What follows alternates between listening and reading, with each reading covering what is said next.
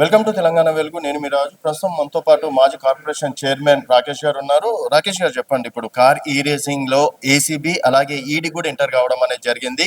నేడో రేపు అరెస్ట్ అవుతారు అని చెప్పేసి కూడా పెద్ద ఎత్తున వార్తలు వస్తున్నాయి. సో ఈడీ ఎంటర్ అయినంత మాత్రాన కేటీఆర్ గారు అరెస్ట్ కావడం ఖాయం అని చెప్పేసి అనుకోవచ్చా?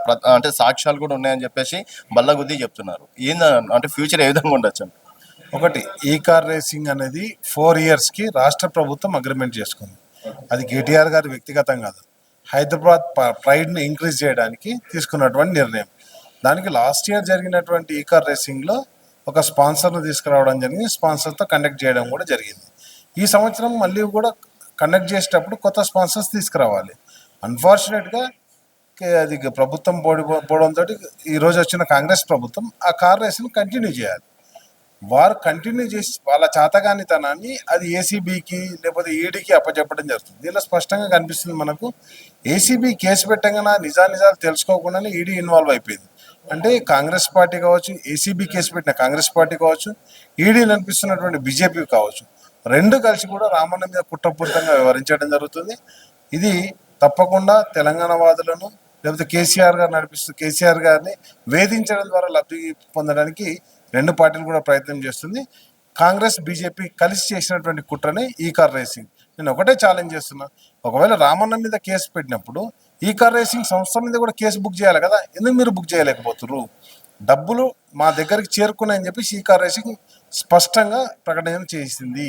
మరి చేసినటువంటి కంపెనీ మీద పెట్టకుండా ఇక్కడ మంత్రిగా ఉన్నటువంటి ఆ రోజు క్యాబినెట్ మినిస్టర్గా దానికి వైస్ ప్రెసిడెంట్గా ఆయన తీసుకున్న నిర్ణయాన్ని నెక్స్ట్ వచ్చేసి నేనేమంటున్నా, ఆ తీసుకున్న నిర్ణయం తీసుకున్నప్పుడు కంపల్సరీ ఆ డబ్బులు ముట్టినటువంటి కంపెనీ పేరు మీద కూడా కేసు బుక్ కావాలి కదా, బుక్ కాలేదు. నెంబర్ 1. నెంబర్ 2 వచ్చేసి నేను ఏమంటున్నా అంటే, ఏదైతే అక్కడ అధికారుల దగ్గర నుంచి అధికారులు ఇచ్చినటువంటి ఇన్ఫర్మేషన్ తోటి నిర్ణయం తీసుకోవడం జరిగింది. మరి నిర్ణయం తీసుకున్నప్పుడు ప్రొసీజర్ ల్యాబ్సే తప్పితే అక్కడ ఎక్కడ కూడా అవినీతి అనేది జరగలేదు, దానికి సరైనటువంటి సాక్ష్యాధారాలు కూడా లేవు. సో మరి ఇప్పుడు అంటే కవిత గారు కూడా బీసీ నినాదం ఎత్తుకోవడం అనేది జరిగింది. ఎన్ని రోజులు అధికారంలో ఉన్న పట్టించుకొని బీసీలని ఇప్పుడు ఇది ఒక కొత్త డ్రామానా అని చెప్పేసి అంటున్నారు. నిజంగా డ్రామాలు ఆడుతున్నారా? ఇప్పుడు ఏ అవకాశం లేక బీసీ నినాదం ఎత్తుకున్నారు అనుకోవచ్చు? లేదండి, బీసీ నినాదానికి అంటే నేనేమంటున్నా అంటే, బీసీ నినాదం ఫస్ట్ నుంచి కూడా కేసీఆర్ గారు ప్రోత్సహించింది, మాలాంటి బీసీ నాయకులను ప్రోత్సహించారు. అండ్ నెక్స్ట్ వచ్చేసి నేను ఏమంటున్నా అంటే, బీసీలకు సముచిత స్థానం ఇచ్చి క్యాబినెట్లో కూడా సముచిత స్థానం ఇచ్చినటువంటి వ్యక్తి, గొప్ప వ్యక్తి కేసీఆర్ గారు. అవన్నీ కాకుండా బీసీ బంధు కావచ్చు, లేకపోతే రైతు బంధు కావచ్చు, ఎక్కువ బీసీలే సాగుబడిలో ఉన్నారు. అదేవిధంగా ఏదైతే ఉన్నదో రైతు బీమా కావచ్చు, ఇలాంటి పథకాలు ఎన్నో తీసుకురావడం జరిగింది. ఈరోజు ప్రశ్నిస్తున్నారు, మీరు పెట్టిన మేనిఫెస్టో కదా, తులం బంగారం ఎందుకు ఇస్తారంటే మహిళల పక్షాన పోరాడుతున్నారా, 42% రిజర్వేషన్. అరే మీ క్యాబినెట్లో 42% రిజర్వేషన్ పెట్టండి అబ్బా. ఫస్ట్ మీరు చెప్పే సూక్తులని బయట చెప్తారు, ఫస్ట్ బీసీలకు న్యాయం చేయండి, తర్వాత కదా మీరు మమ్మల్ని ప్రశ్నించేది. మీరు ఏం చేస్తారో చెప్పకుండా ప్రశ్నించిన ప్రతి ఒక్కరిని మీరు ఎందుకు ప్రశ్నిస్తారు అంటే అదేమైనా సమాధానం కాదు కదా. కాబట్టి నేనేమంటున్నా అంటే, తప్పకుండా ప్రజల పక్షాన పార్టీ పోరాడుతూనే ఉంటుంది. ఆ పోరాటం వివిధ రూపాల్లో కొనసాగుతూ ఉంటుంది. మీరు చేసినటువంటి పాపాలు, మీరు చేసినటువంటి అప్పులు, మీరు చేసినటువంటి దౌర్జన్యాలు ఈవెన్ వేరే దేశంలో అయితే ఉరేసేవారు అని చెప్పేసి కూడా అసెంబ్లీ సాక్షిగా చెప్పడం అనేది జరిగింది. ఎందుకు సార్ మీరు అన్ని పాపాలు చేయడం? ఆయన చేసిన పాపం ప్రజలందరికీ తెలుసు. ఓటుకు నోటు డైరెక్ట్గా పట్టుబడ్డాడు. మరి ఆయన ఉరేసిర్రా? ఆయన ఊరికి పడ్డ తర్వాత మిగతా వాళ్ళ గురించి మాట్లాడదాం. ఆయనను మేమే ఊరేసేది ఉంటే ఈరోజు ఆ పరిస్థితి ఉండకపోతుండే కదా. నేనేమంటున్నా అంటే, ఎటు పడతాడా పేగులు మెడలు వేసుకుంటా, ఊరేయాలి, తునకలు నరుకుతా, తొండలు దొర్ర కొడతా, ఇది ఆ భాష మాట్లాడాల్సింది. ప్రజలకు నువ్వు ఏం చేస్తావు, నువ్వు ఇచ్చినటువంటి హామీలు ఏమి అమలు చేస్తావు, దాని గురించి మాట్లాడాలి తప్పితే బూతులతోటి కాలయాపన కొనసాగిస్తుంటే ఆయన ఇష్టానికి వదిలేస్తున్నాం.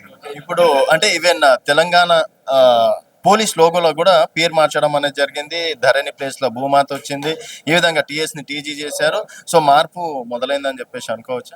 ఏం మార్పు మొదలైంది? పేర్లు మారుస్తా, విగ్రహాలు మారుస్తా, బతుకమ్మను మారుస్తా. ఈయన అదే పని మీద ఉన్నాడు కదా. నేనేమంటానంటే, అంతకు మించి ఏం చేయలేడు. ఆయన ఇచ్చినటువంటి ఎలక్షన్ హామీ ఏదన్నా ఒకటి అమలు చేసిండో చెప్పండి. రైతులకు ఏది మహిళలకు ఉచిత బస్సు అన్నాడు, ఆర్టీసీకి డబ్బులు కట్టట్లేదు. ఏది 10 లక్షల ఆరోగ్యశ్రీ కార్డు అన్నాడు, ఇంతవరకు ఎవరు వాడట్లేదు. అసలు ఏ హాస్పిటల్లో మీరు ఒక హాస్పిటల్లో ఎంక్వైరీ చేయండి, నేను చెప్పింది కాదు కదా. కాబట్టి నేను ఏమంటానంటే, ఇవన్నీ కూడా జూటా మాటలు చెప్పి కాంగ్రెస్ పార్టీ అధికారంలోకి వచ్చింది. కాంగ్రెస్ పార్టీ దాన్ని ఇచ్చినాయి 40,000 ఉద్యోగాలు, మెయిన్ నోటిఫికేషన్ ఇచ్చినాయి, మేము ఎగ్జామ్స్ కండక్ట్ చేసినాయి, ఓన్లీ నియామక పత్రాలు అందించిండు. ఆయన ఇచ్చినటువంటి కొత్త నోటిఫికేషన్ గురించి చెప్పమని చెప్పండి.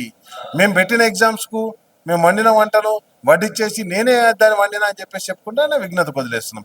బట్ ప్రజలన్నీ గమనిస్తారు, తప్పకుండా ప్రజలు సరైనటువంటి సమయంలో సరైన నిర్ణయం తీసుకుంటారు.